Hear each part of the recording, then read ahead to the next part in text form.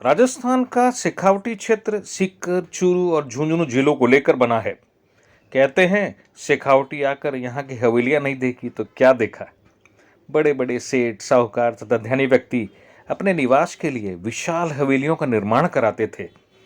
राजस्थान की हवेलियां अपने छज्जों, बारामदों और झरोकों पर बारीक और उम्दा नक्काशी तथा वित्तीय चित्रों के लिए प्रसिद्ध है। कई कई हवेलियों में तो सैकड़ों दरवाजे एवं खिड़कियां हैं। इसलिए इन हवेलियों को open art gallery of Rajasthan के नाम से भी जाना जाता है। कई हवेलियां तो आज हेरिटेज होटल में परिवर्तित हो चुकी है। जितनी हवेलियां उतनी कारीगरी, जितने रंग उतनी हवेलियां।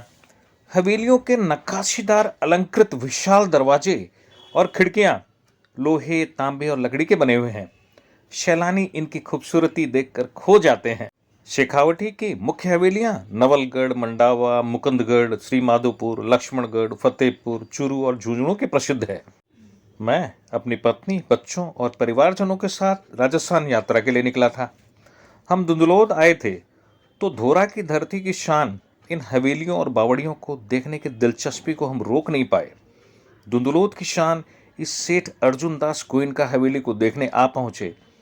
कई सौ साल पुरानी वास्तुकला, आकर्षक पेंटिंग, दीवारों की नक्काशी और उस समय के आम जीवन में इस्तेमाल में आने वाली वस्तुएं सुरक्षित और संरक्षित रखी हुई है। सुंदर वैसी ही है जैसे उस समय हुआ करती थी।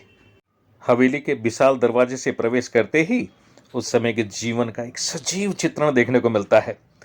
स्वागत कक्ष में एक विशाल कपड़े का पंखा, जिसे रस्सी से खींचकर झुलाते हैं, देखने को मिला। सेठ अर्जुनदास गोयनका ने वर्ष 1875 ईस्वी में अपना घर यानी ये हवेली बनवाई थी। 1850 से 1900 के आसपास राजस्थान का धनाढ्य वर्ग ने अपनी समृद्धि का प्रदर्शन करने इन आकर्षक और भव्य हवेलियों का निर्माण कराया। किले और महल तो राजाओं की प्रतिष्ठा थी, इसलिए इन्हें बना नहीं सकते थे। एक तरफ बैलगाड़ी सजी हमने देखी।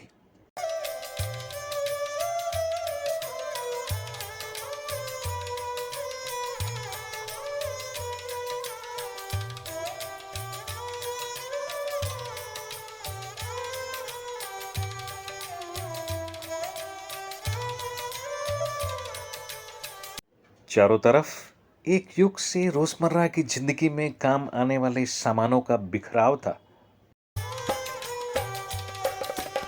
क्या है इस हवेली में, आइए देखते हैं। सेठ जी ने बहुत शोध, परामर्श और समीक्षा के बाद इस हवेली का निर्माण कराया था। जल भंडारण कक्ष, रसोई, पूजा कक्ष, तांबे के कलश, पत्थर की अनाज पीसनी और मक्खन मथने के लिए एक अलग कोना, चरखी और रस्सी के पंखे, बालकृष्ण के लिए पूजा कक्ष में अनोखा झूला, धुंधुलोद के राजा की तलवार, चार पहिया रथ, बैलगाड़ी, हुक्का, सुंदर पेंटिंग, बड़े जार और किताबें जो पुराने आयुर्वेद के बारे में बात करती है। पर्यटकों को पारंपरिक राजस्थानी जीवन शैली की झलक और जानकारी देने के लिए इन्हें सावधानीपूर्वक सहेज कर रखा गया है।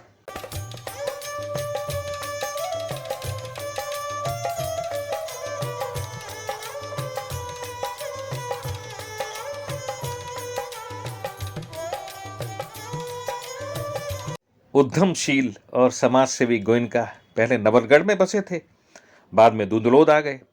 यहाँ आकर भव्य हवेलियों, धर्मशालाओं, स्कूल, अस्पताल, कुएं, मंदिर और छतरियां बनवाई।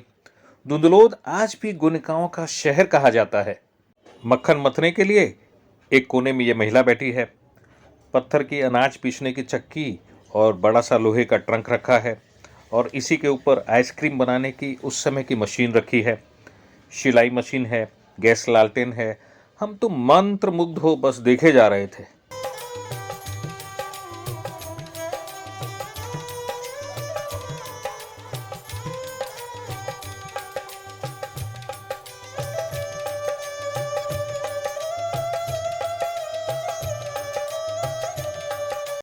चौक के बीचों बीच ब्रह्म स्थान में घड़े के ऊपर तुलसी का पौधा रखा है।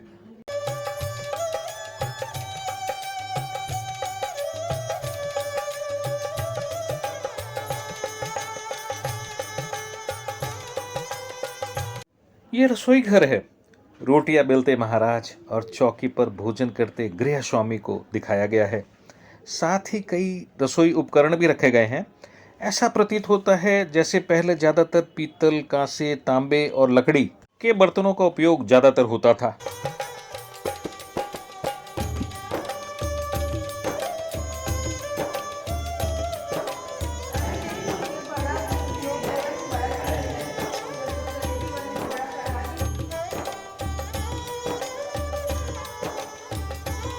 यहाँ पुरानी खाट, तिजोरी, दीवार पर ऑथेंटिक घड़ी,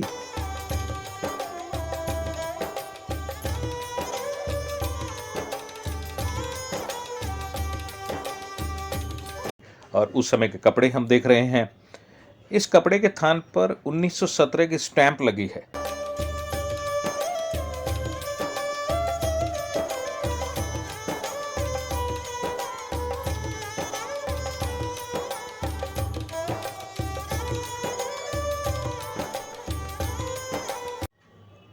यह पूजा कक्ष हमें लग रहा है, जहां बालकृष्ण के लिए एक सुंदर सा झूला हम देख रहे हैं। अंग्रेजी हुकूमत के समय के दस्तावेज भी यहाँ रखे हमने देखे।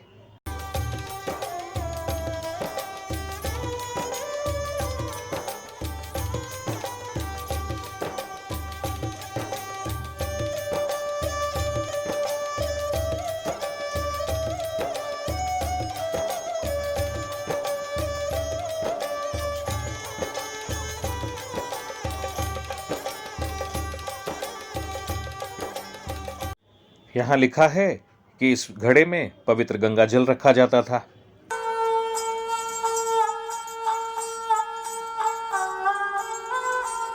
इस अलमीरा में कांच की बोतलों में rice, jaggery, black pepper, Indian perfumes और भी बहुत कुछ सुरक्षित रखे हैं। देखभालकर्ता ने हमें बताया ये आज भी वैसे ही हैं जैसा पहले थे।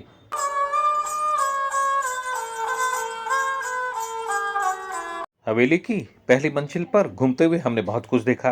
आइए आप भी हमारे साथ देखिए।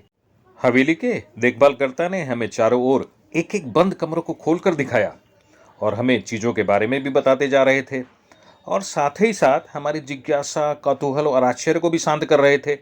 इस कक्ष में बैठकर सेठ जी का परिवार चौसर खेला करता था।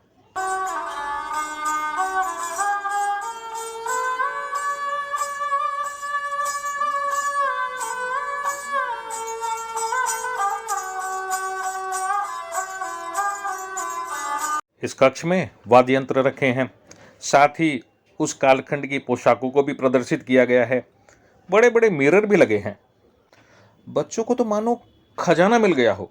सवाल पर सवाल किए जा रहे थे। ये क्या है, क्यों है, कैसे है? प्रश्न तो खत्म ही नहीं हो रहे थे। हम भी कौन से कम थे, आंखों को बढ़ाकर एक एक चीज को कौतूहल से देख रहे थे। मैं तो भाई साहब कैमरा ऑन किए सोच रहा था कि कुछ छूट न जाए, सारी चीजें कैमरे में भर लूं।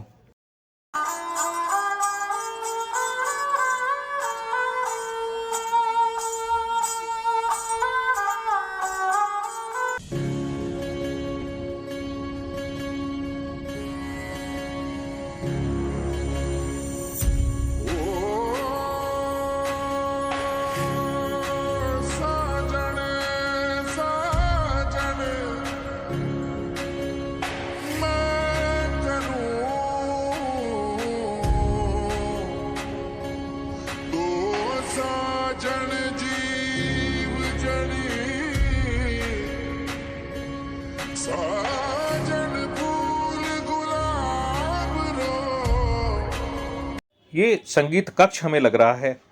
बहुत से म्यूजिकल इंस्ट्रूमेंट यहाँ रखे हैं।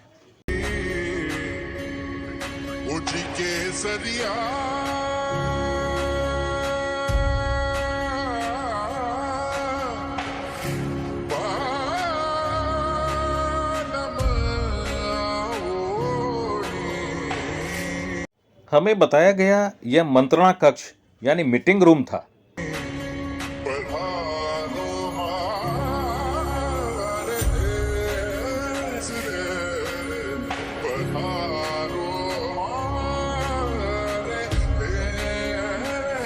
अब हम छत पर थे और यहाँ से दूर गगन में छिप जाने को आतुर सूरज को और शांत और निस्तब्ध धुंधलोत को देख रहे थे।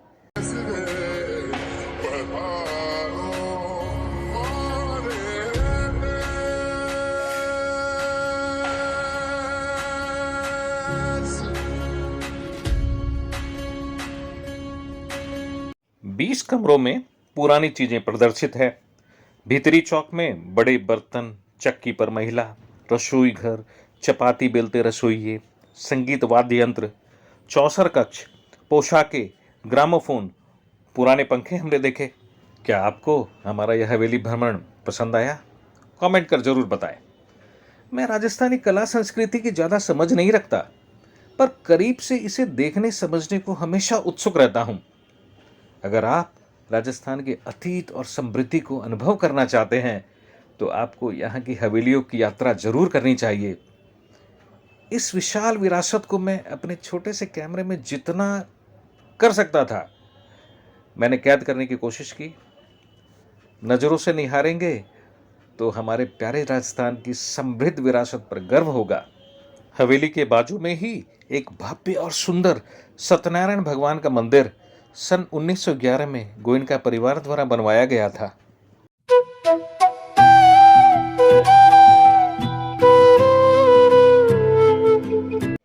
एक सुखद एहसास लिए हम हवेली से निकले अपने अगले पड़ाव की ओर। जय राजस्थान, जय भारत।